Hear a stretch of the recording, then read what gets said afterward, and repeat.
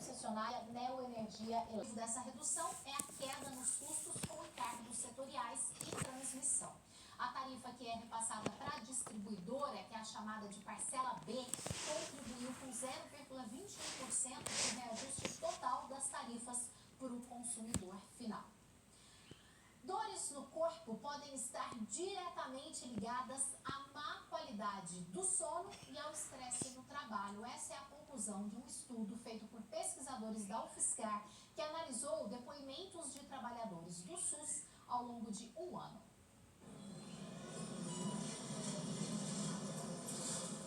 A rotina nos hospitais exige mais do que apenas lidar com as doenças dos pacientes. São histórias de vida em jogo, o que envolve muito estresse e adrenalina. Não tem jeito. Isso tudo acaba refletindo no dia a dia dos profissionais da saúde. Temos muitos pacientes, às vezes, em fase final de vida, com a gente tem que dar esse suporte para a família, né? E são pacientes que demandam muito da equipe, né? Então, isso gera um cansaço físico e um cansaço mental. A Cíntia é chefe de enfermagem em um hospital universitário. Além dos atendimentos, ainda cuida da escala de mais de 100 funcionários. Manter tudo em ordem não é uma tarefa fácil. Muitas vezes sai do trabalho, mas continua com a cabeça aqui. E quando o dia é muito agitado, sente os reflexos no corpo. A primeira coisa que vem é a dor de cabeça, consequentemente, dores no corpo, mal-estar, um cansaço físico. E quando eu chego em casa muito cansada, eu não consigo dormir. Pesquisadores da área de saúde da UFSCar, Universidade Federal de São Carlos, estudaram sobre esses sintomas. O objetivo era entender melhor por que eles acontecem. Durante a pesquisa, descobriram que 80% das pessoas com alguma sobrecarga no trabalho sentiam dores em duas ou mais partes do corpo. Foi uma pesquisa realizada no momento da pandemia, entre 2021 e 2022. Pessoas do Brasil inteiro receberam um convite para participar. Elas deveriam preencher um formulário online com questionários padronizados sobre o sentimento de burnout, estresse no trabalho, a qualidade do sono e os sintomas osteomusculares. Os pesquisadores acompanharam 125 profissionais da área da saúde no Brasil inteiro durante um ano. Eles concluíram que o estresse e o esgotamento no trabalho acabam causando uma má qualidade do sono e, consequentemente, dores generalizadas pelo corpo. Então, nesse sentido, a gente pode dizer que cuidar da dor significa também cuidar do sono e cuidar da questão do estresse e do burnout relacionado ao trabalho. Quando não dá para modificar o ambiente de trabalho, é importante aprender a lidar com ele e, dessa forma, reduzir os danos à saúde. Uma alternativa é buscar o equilíbrio também em outras áreas da vida. Fazer uma boa refeição, abraçar quem a gente gosta, fazer algo que nos faz bem logo no comecinho da manhã, aumenta a nossa produtividade e vai fazer com que nós nos sentimos melhor durante o dia, independente das funções realizadas. A pesquisa publicada em uma revista científica internacional busca servir de complemento para outros estudos que também avaliem a saúde mental. Quem sabe os pesquisadores cheguem à mesma conclusão que nós e que isso modifique a forma de tratamento, a forma de controle e manejo dos trabalhadores que apresentam dor crônica. Hora de saber quais são os destaques do jornal hoje de logo mais. Olá, boa tarde. O que tem de golpe por aí, hein? E golpe tirando grana de quem não tem. A cada dia que passa, mais pessoas procuram essa delegacia no Grande Recife. É gente simples como o Robegildo. Ele foi registrar BO depois que descobriu que o dinheiro do Bolsa Família sumiu da conta dele. E são muitas denúncias em pelo menos 4 estados. O próprio governo federal acredita que os criminosos já conseguiram desviar 16 milhões de reais de beneficiários do programa social. E pelo visto, nem criança escapa da mira de golpista. Olha isso, ó. A operação no Rio está combatendo fraudes em máquinas de bicho de pelúcia. A polícia suspeita que o sistema eletrônico dos equipamentos seja adulterado para dificultar ao máximo o usuário de pegar os bichinhos. E tem mais crime na praça, de bilhões de reais. Agora que a gente descobriu, agora eu entendi porque eu não consegui um dia pegar um bichinho lá no restaurante Vitória. Bilhões e meio de reais. E tem uma novidade importante nas Forças Armadas Brasileiras. Um decreto do governo autoriza o alistamento militar feminino aos 18 anos. A mulher que quiser poderá agora então se alistar para entrar no Exército, Marinha ou Aeronáutica. Todos os detalhes logo mais no Jornal Hoje. Um abraço, obrigado e até já. Hoje é dia do voluntariado e as nossas equipes acompanharam o trabalho de pessoas. Eu não devo parar? Não deve parar bruscamente, de espécie alguma. E aí que está o problema, porque quando você para, perde a visibilidade. O outro condutor ele vai fazer o mesmo procedimento que você. E aí nós temos o quê? Engavatamento, abarroamento, ou seja, uma batida, um sinistro de trânsito correndo ali. Então, reduz a velocidade, concentra-se no farol baixo, olha nos retrovisores e segue até um local seguro. Local seguro eu falo fora da pista. É o que nós chamamos de lote lindeiros, mas se tem ali um posto de gasolina, se tem uma saída da pista. Esse é o recomendado.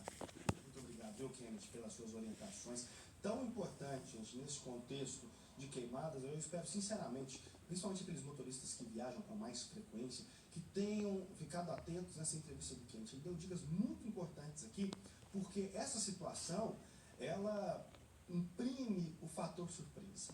O pior é que acontece sem a gente esperar. E aí, na hora do desespero, talvez decisões erradas são tomadas. A primeira orientação que ele trouxe, eu vou reforçá-la. Manter a calma para depois tomar as melhores decisões para conseguir passar pela fumaça. E aí, gentileza gera gentileza, né, gente? Não custa nada passar no posto de gasolina, avisar quem está indo no contrafluxo, sinalizar, piscar o farol para os motoristas vão passar por aquele ponto também ficarem atentos, né, Suzana? Falou tudo, meu amigo. Os prejuízos gerados aí pelas queimadas vão muito além do ambiental, né? São vidas colocadas em risco. Obrigada, viu? Segundo o Corpo de Bombeiros, gente, o fogo na zona rural de Passos foi controlado, tá? Agora o trabalho é calcular os prejuízos. De acordo com o Sindicato Rural do município, as queimadas podem representar um impacto financeiro para os pecuaristas em torno de R$1,5 milhão. Foram mais de 3.000 hectares destruídos pelo fogo desde a última sexta-feira. Gustavo Oliva acompanha tudo, repercute o assunto para a gente. Por gentileza, Gustavo, boa tarde. Um prejuízo muito grande, né, Suzana? Tanto financeiro quanto também para o meio ambiente, né? Boa tarde a você, boa tarde a todos. Inclusive, nós acabamos de chegar aqui, estávamos percorrendo a área rural aqui do município, tanto a linha da Jurieira, a linha também das Águas, que foram regiões bastante afetadas pelo incêndio que começou na última sexta-feira. O fogo continuou de forma muito forte até o domingo. Inclusive, na segunda-feira, o Corpo de Bombeiros precisou conter as chamas que insistiam em continuar aqui nessa região. Ventava muito no fim de semana, a vegetação muito seca, então foi um combustível para esse fogo tomar a proporção que tomou. E agora ficam os prejuízos, né? O Sindicato Rural daqui de Passos divulgou um levantamento inicial, por enquanto, de que cerca de 20 produtores rurais da cidade foram atingidos diretamente com esse fogo, um prejuízo, então, de cerca de R$1,5 milhão.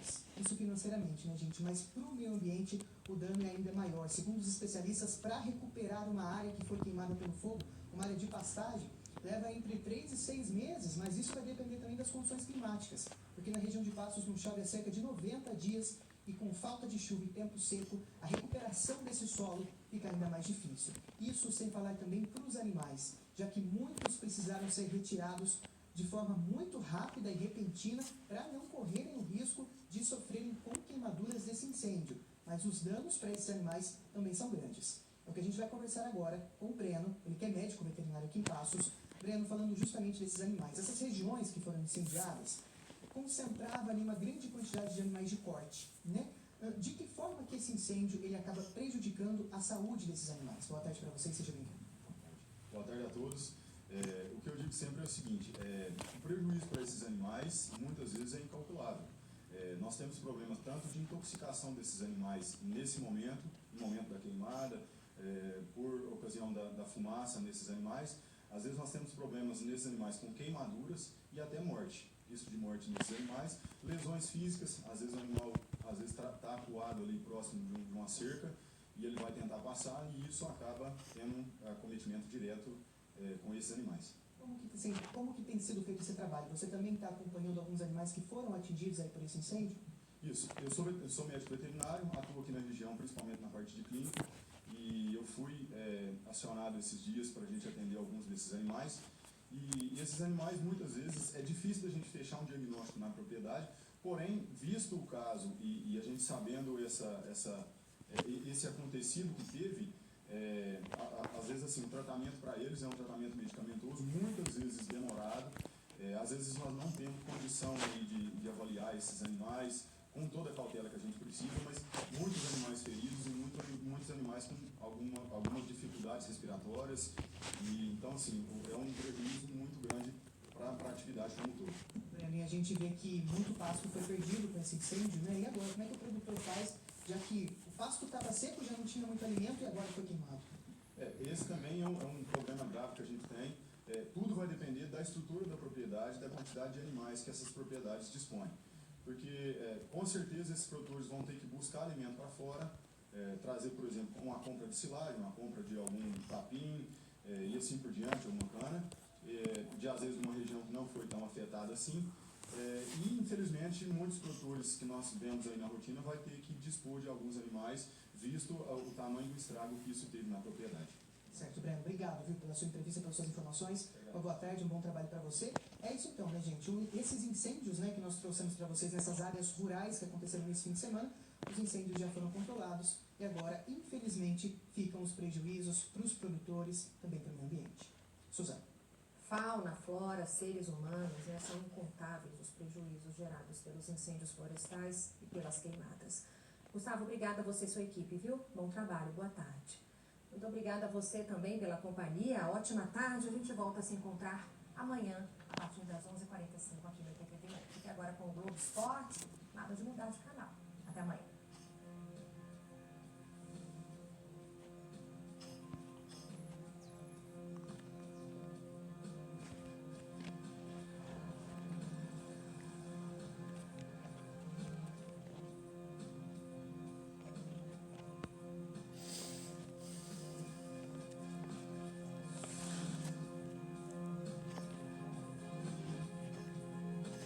Jornal da EPTV, primeira edição. Oferecimento: Grupo Celinho. A maior variedade em peças automotivas com o menor preço da região.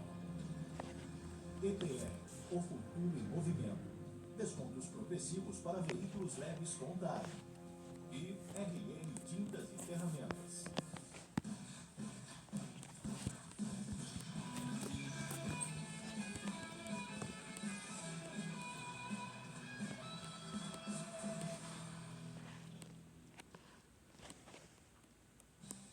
Gente, muito boa tarde para você. O Globo Esporte está no ar num dia triste para o mundo do futebol.